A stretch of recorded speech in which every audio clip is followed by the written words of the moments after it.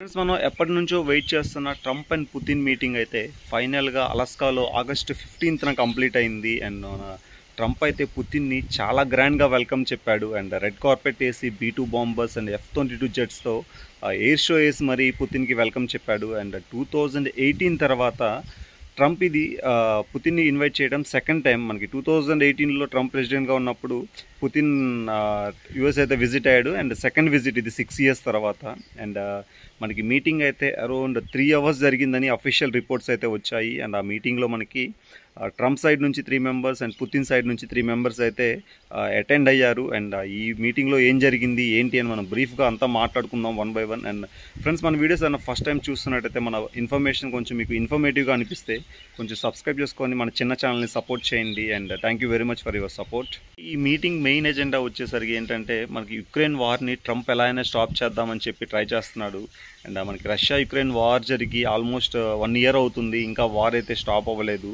And యుక్రెయిన్లో ఉన్న ప్రజలు చాలా బాగా ఇబ్బంది పడుతున్నారు ఈ వార్ వల్ల. అందుకని ట్రంప్ అయితే నోబెల్ పీస్ అవార్డు కోసం ఈ వార్ని స్టాప్ చేద్దామని చెప్పి ట్రై చేస్తున్నాడు. బట్ రష్యా అయితే వాళ్ళ బోర్డర్ అంటే యుక్రెయిన్ ఏదైతే ఉందో అది యూరోప్లో కలిసిపోతే రష్యాకి ఇంకా ప్రమాదం అని చెప్పి ముందుగా భావించి ఈ వార్ అయితే స్టార్ట్ చేశారు.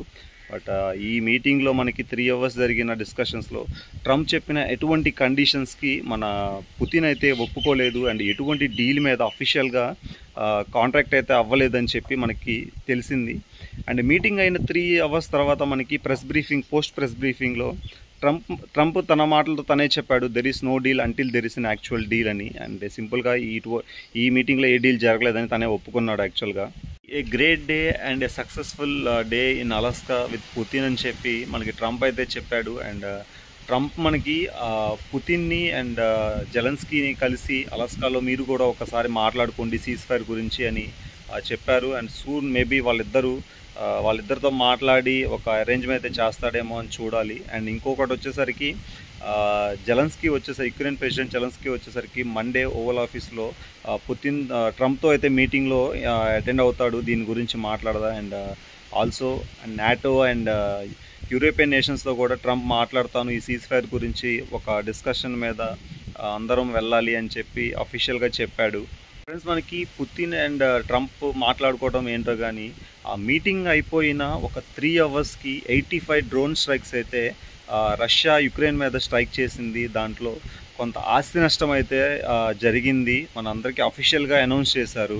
ఈ మీటింగ్లో మనకి ట్రంప్ అయితే ఏదైతే ల్యాండ్ స్వాపింగ్ చేద్దాం యుక్రెయిన్లో కొంత భాగం అయితే రష్యాకి ఇద్దామని చెప్పి ట్రంప్ ఏదైతే అనౌన్స్ చేశాడో దానికి యుక్రెయిన్ ప్రెసిడెంట్ జెలెన్స్కీ అయితే లేదు, మేము ఎటువంటి ల్యాండ్ స్వాపింగ్కి ఒప్పుకోము, మా దేశంలో 1 inch కూడా మేము రష్యాకి అయితే ఇవ్వము, మేము ఫైనల్ దాకా పోరాడతామని చెప్పి జెలెన్స్కీ అయితే వెంటనే ఒక అఫీషియల్ స్టేట్మెంట్ అయితే రిలీజ్ చేశాడు. దీని గురించి ఏంటంటే ఫ్రెండ్స్, మనకి ఈ డ్రోన్ స్ట్రైక్స్ జరిగిన తర్వాత మనకి జెలెన్స్కీ అయితే ట్రంప్ అండ్ పుతిన్ మాట్లాడుకున్నట్టు మనకు తెలుస్తుంది. బట్ దాంట్లో పుతిన్ అయితే ఒక కండిషన్ పెట్టాడు, మేము ఈ వార్ని స్టాప్ చేయాలంటే మాకు యుక్రెయిన్కి సంబంధించిన ఈస్టర్న్ రీజియన్ మొత్తం మాకు ల్యాండ్ కావాలి అని చెప్పి ఒక కండిషన్ పెట్టాడు. అండ్ దీనికి జెలెన్స్కీ నుంచి ఎటువంటి రెస్పాన్స్ అయితే ఇంకా రాలేదు అండ్ చూడాలి. అండ్ దీనివల్ల యాక్చువల్గా ఇప్పుడు మనకి ఆగస్టు 28 నుంచి 50% టారిఫ్ ఏదైతే ఉందో ఆ మీటింగ్ డిస్కషన్ అయితే జరగాలి. దీని గురించి ట్రంప్ అయితే ఇప్పుడు మన నరేంద్ర మోడీ గారితో ఏదైతే ఇప్పుడు ఈ టారిఫ్స్ గురించి మాట్లాడాలో ఆ మీటింగ్ని అయితే క్యాన్సిల్ చేశారు. ఈ యుక్రెయిన్ వార్ ఏదైతే ఉందో ఇది ఒక కులిక్కి వచ్చేదాకా మేము మీతో మాట్లాడమని చెప్పి మనతో అఫీషియల్గా చెప్పడం జరిగింది.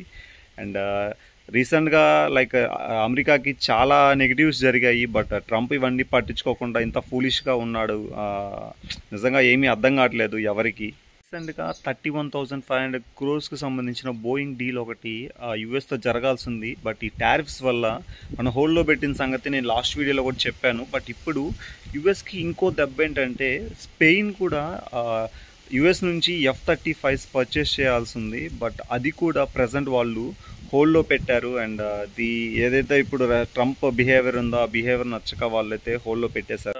ట్రంప్ అనుకుంటూ పర్సూవింగ్ పీస్ అయితే జరగలేదని నేను అనుకుంటున్నాను. అండ్ పర్సూవింగ్ పీస్ ఏంటంటే పుతిన్ అండ్ ట్రంప్ ఏదైతే ఈ 3 అవర్స్ మీటింగ్ జరిగిందో వీళ్ళు వెనకాల బ్లూ కలర్ షేడ్తో పర్సూవింగ్ పీస్ అని చెప్పి ఒక బ్యానర్ అయితే పెట్టారు యుక్రెయిన్ వార్ కోసం.